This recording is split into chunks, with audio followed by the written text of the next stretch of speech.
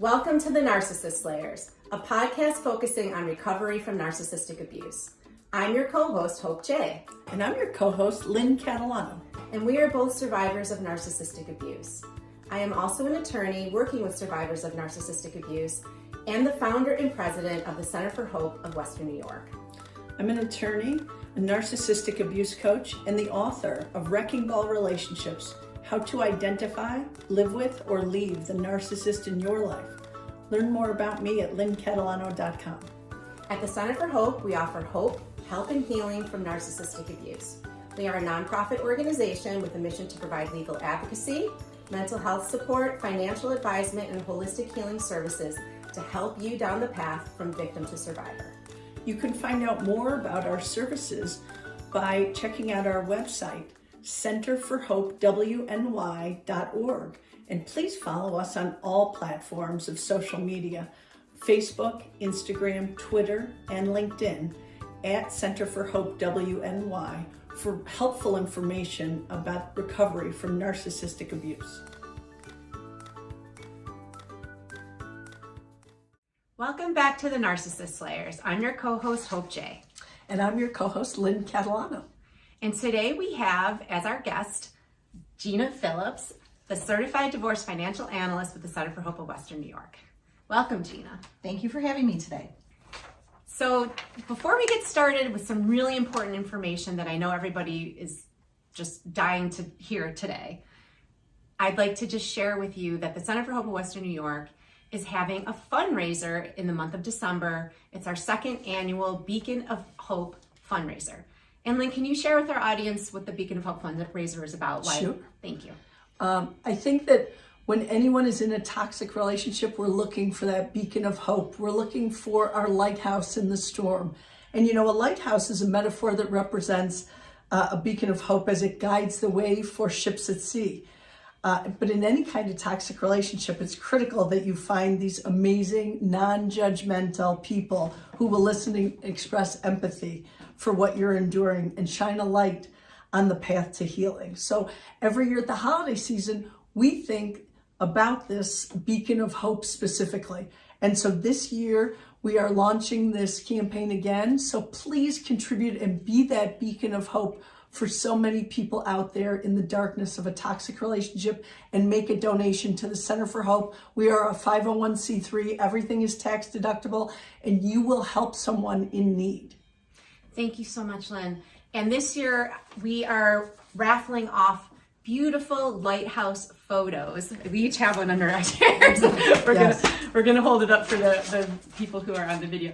So these are original photography from CWZ Photography. He's graciously donated these photos. If you go to the fundraiser, and Lynn, I think you have the link. Yes, and you're gonna see the link on our screen, but if you're listening, it's givebutter.com/U4GBQI.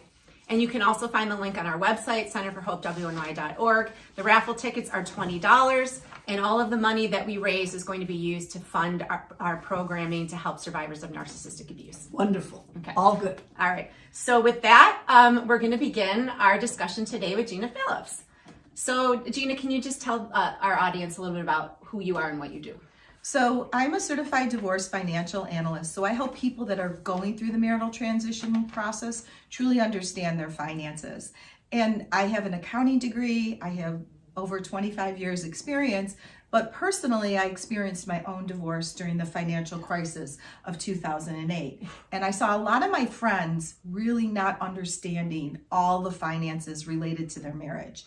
And so I became a certified divorce financial analyst in 2017, and I really enjoy helping people get out of the circumstances they're in and be financially secure in their future. See, nobody gets here by accident, you know? We survive our own trauma and our own narcissistic abuse, and then we help people through this process. I think what you do is incredible, Gina. Oh, thank you. It's an essential part of what we do at the center. Yeah. And Gina and I work together with a lot of our survivors, particularly who are going through these contentious divorces, and they have been experiencing financial abuse, and frankly, I couldn't do it without Gina. Thank you. Gina just provides essential information, her experience, and support. Right. Because so many women we've found don't have a grasp of what's going on in their marriage financially. And so Gina, where would you like to start? I know I think the biggest thing is kind of to define financial abuse. Yes. Because there's various degrees of it. And as we all know, when you're in a narcissistic or emotionally abusive relationship, it's another form of control. Yes. It's to control you, to keep you small, to keep you in. A lot of signs, they could be like, you don't see the taxes. You don't see what's going on in the day-to-day finances. You have limited access to cash. You're on an allowance. That's a big common factor. Even though you're working, your money's going into the joint paycheck in the joint account, but you're not getting the benefits of it. You have to ask permission to buy even a birthday present for your child's friend or something along those lines. So these are just some examples. And it also could be hiding some assets, which I've had circumstances where people have been in marriages, they thought they've known everything, and they've had a secret bank account or a secret property or something along those lines. So in those circumstances, it's very difficult. If you don't have control and access to the money, how do you leave that relationship? Well, sure. I mean, and that's, I think, when so many people, they get to us and they're absolutely, they feel helpless, they feel scared. And what is it, just to explain to our audience, as a certified divorce financial analyst, what do you do to assist somebody who may have been a victim of financial abuse like this? Well, I think the first thing is to kind of give them a list of what documents that are important, because they might not have the knowledge. And it doesn't mean that they can't handle the finances. It's just that they were never given that opportunity. And I think in any relationship that you really need to know what's going on with the finances. I mean, yes, there might be somebody that's very aptitude to doing it and that's their happy place and it's easy for them, but you really need to know what's going on. Well, isn't it a major red flag, Gina, if you're being shut out of the finances in a relationship? 100%. Right. Yeah. 100%. You know, some women just want to be taken, some people want to be taken care of, but you need to take care of yourself first. Right. And I think that that's the best advice I think that we could give anybody who's contemplating, maybe getting married or moving in with someone, right? Right. I always say that you really need to make sure you know what you have. Ignorance is not bliss. No. And I think that, Hope and I we're working on several cases right now together where they're scared. They don't know how to even find the documents. So sometimes I give them little tips of, if you can get access to the taxes or copy the taxes, because the taxes are important, because sometimes they list investment accounts or property or different things along those lines that I can review and I can weed out and see, what they have going on. The interesting thing that I find a lot is that when they come in and we ask them to get their tax returns, oftentimes they don't know anything about them, and their spouse has filed them without their knowledge, or sometimes they forge their signature. They do these kinds of things, and it happens way more often than I think people realize. Don't you think, Gina? 100%. And I think if anybody is listening to this and you're in a relationship and you're filing taxes together and you're doing those things, you can also approach it in a way so they don't feel threatened. Say, I should really see what's going on. God forbid something happens to you. Something happens, a lot of us dealt with that during, the COVID situation, so you really want to say, I want to make sure, I know how to pay the bills and kind of approach it, that way, because you have to be very, very careful. And I think that's the one thing the number one tip is you have to have a plan. You have to have a plan with supporting people behind you, either an organization, supporting friends, supporting family members, because you need to be able to talk to that person, one, and to make sure that you're really not forgetting anything. And when you have the right professional help or support, then you know you're not forgetting anything. And I think that, that's one of the important things, Right. is to really understand that you have to have a plan. You can't just say, okay, I'm done. I'm in a financially abusive relationship. I'm leaving, because you've got to cover yourself. Sure.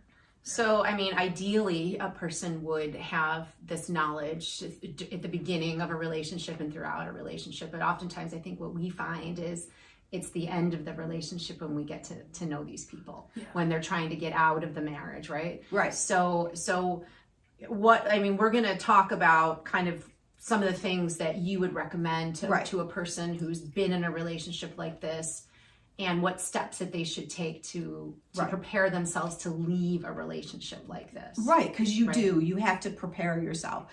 I think the one important thing, like I said, get copies of the taxes, get copies of any documents that you can. Maybe they keep them hidden or locked up, but try to get as many copies of important documents. If you're on the mortgage, you can call and ask questions about that. If you're on the deed, you can call and make sure the taxes are paid. If you're on any of the bank accounts, you can do all those things. And people don't realize this. They often don't know the account numbers. They've been kept away. They don't know how to get in on the online accounts. So I think sometimes you just telling them this, right, it gives them a little boost of confidence. I've watched our clients come in with absolutely no understanding of the finances. I'm thinking of one in particular that right now, who is now a boss after working with you for the last year. She came into it completely ignorant of her finances. And today, a year later, it's like she's not even the same person, because she's learned so much about how to manage her own finances. And now, of course, when you go through a divorce, you're on your own. And sometimes for people, it's the first time they've been on their own. Right? 100%. They've gone maybe from their father helping them with their finances to their husband helping them with their finances. Then there's I remember years ago, my friend goes, well, when I have to get stamps, I just go in my dad's office.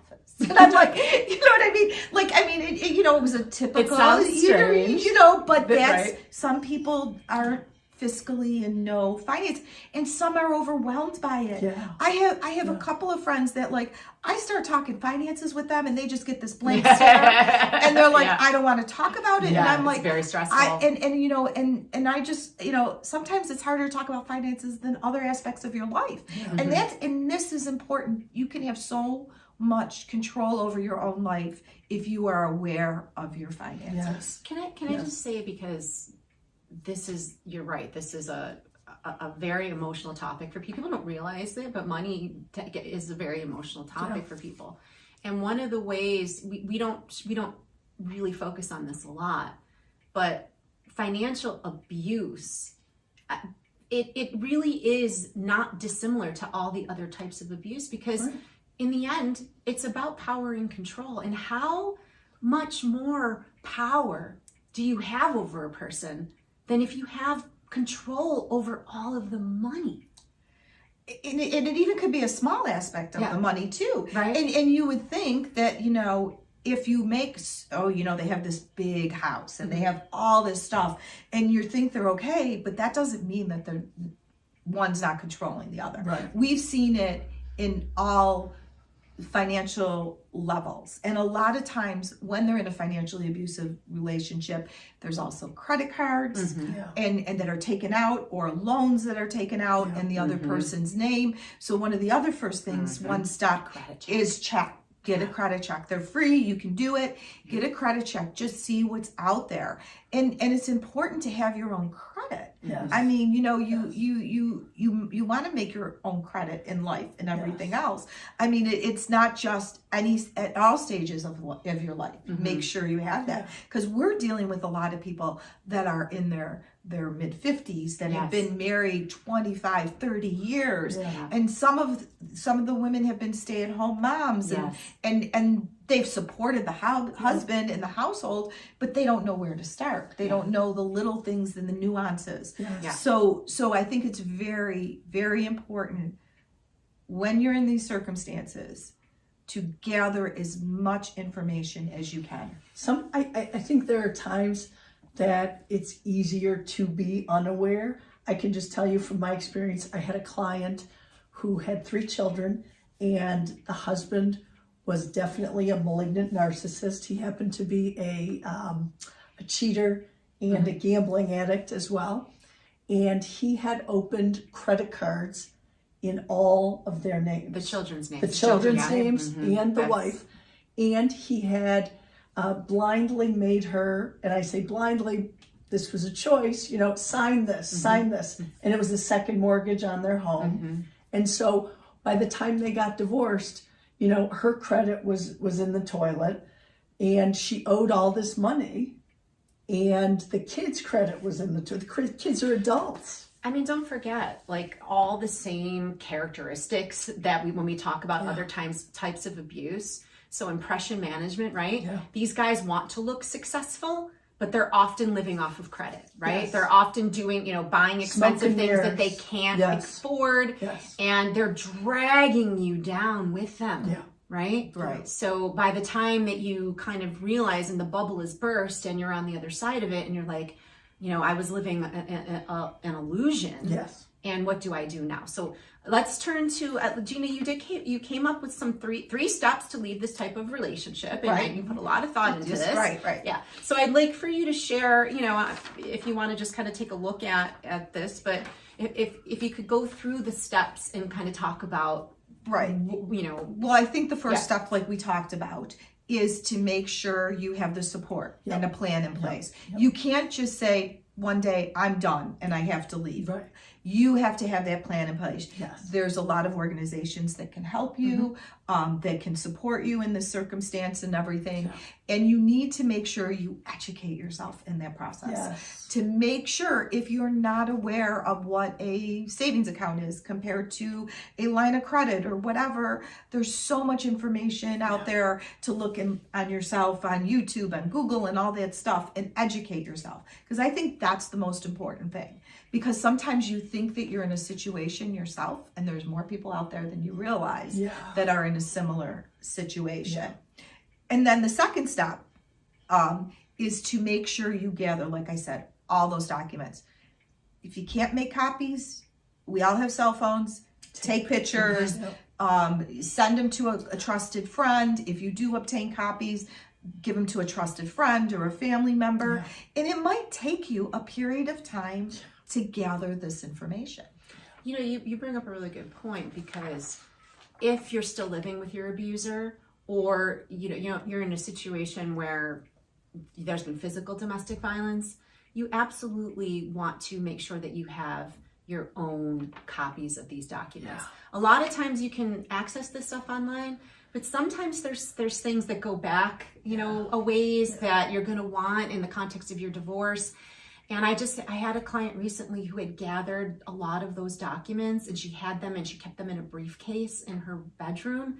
And the estranged ex, there's an order of protection, broke into the house, stole the briefcase.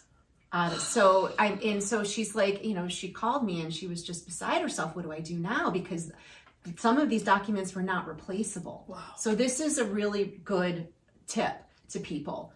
A certified divorce financial analyst, Gina.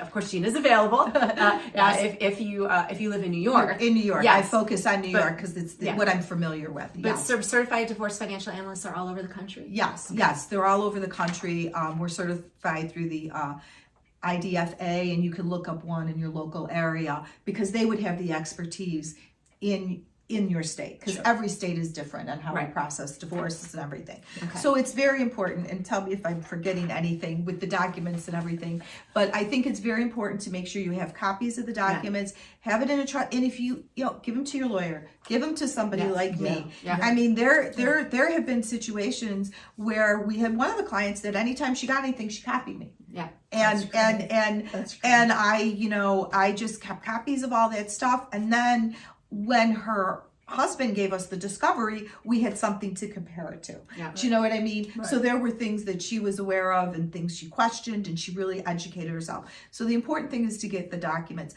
And then if it is at all possible, to have your own credit card, your own cash.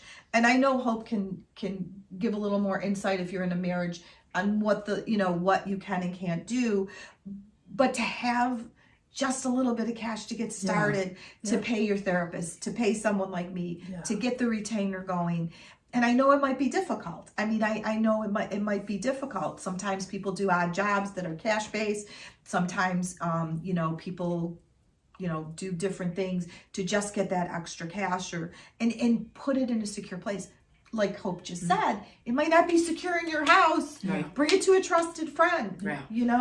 I mean that that's or a family member or something along those lines. In the world of online accounts, that you have something really important on here about changing passwords. 100%. Huge one. Wow. Yes, Huge. if you have your own bank account or credit account and you're getting ready to financially leave in a financially abusive relationship, make sure you change it. And make sure if you have a shared computer in the home. Yes.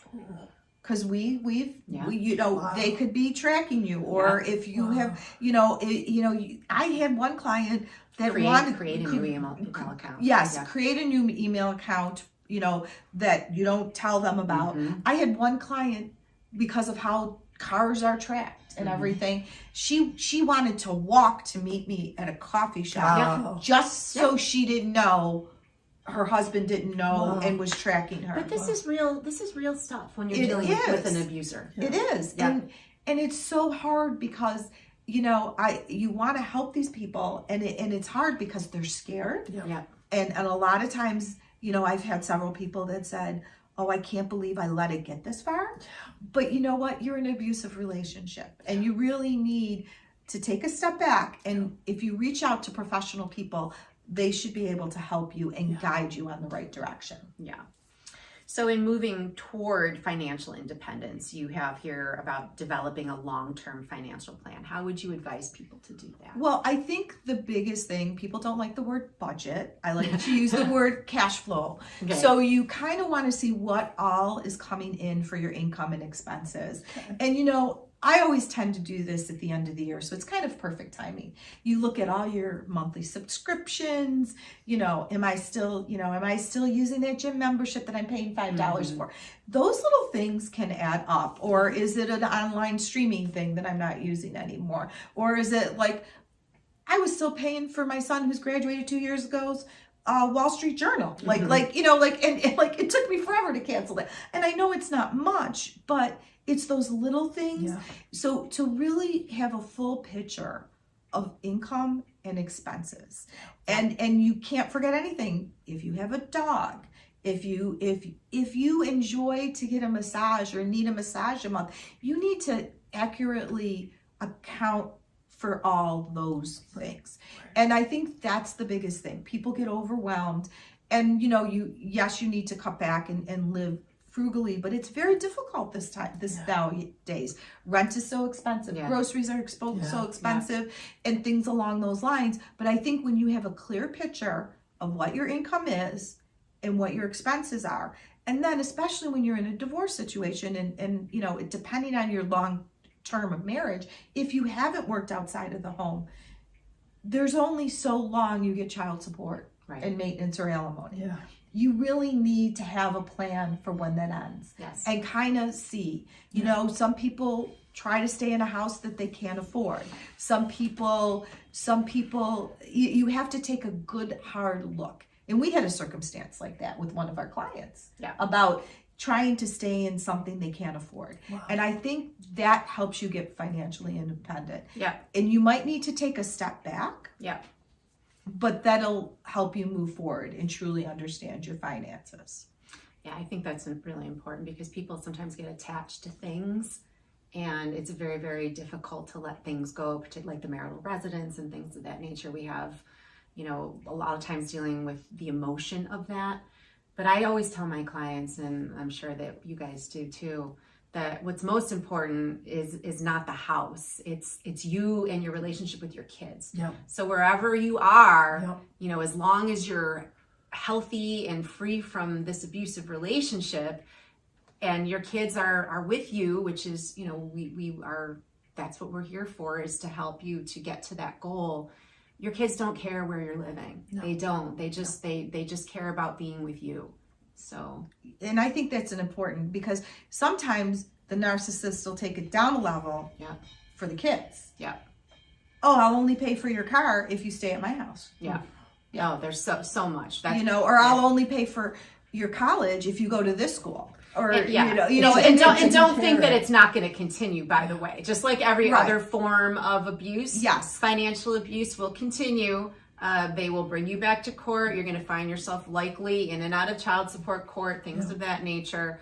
So it's really important, as like Gina said, is to have a good handle on your finances, to have the documentation moving forward, and that will help your attorney in preparing any case, you know, that may come in the future. And it might take you a year. I mean, I think we've had clients that have started working with you and I, gather the information, and their spouse hasn't known about it, and then gotten the confidence up. I mean, I've had in several circumstances, their parents have paid my bills I've had that as well. because they don't want them to have any trace of it. Right. And Right. they, but you know, and you know, it's just so disheartening that they have to go through it this way. Yes. But I think it's important that you gather the documents, have a plan in place, and then work with supporting people like us to make sure that plan is feasible. Yeah. Because a lot of circumstances too, when there is financial abuse, like you were saying, there's addictions, drugs, alcohol, or whatever it could be that will jade that person too, you know, and lose their focus on what's important. Yes, absolutely.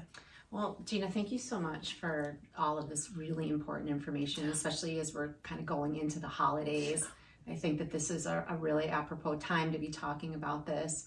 I just want to mention that on our next podcast, Lynn and I are going to be talking about how narcissists ruin holidays and strategies to cope. Yes. So we've got that prepared for you coming up in December. So thank you again, and we'll see you next time on the Narcissist Slayers.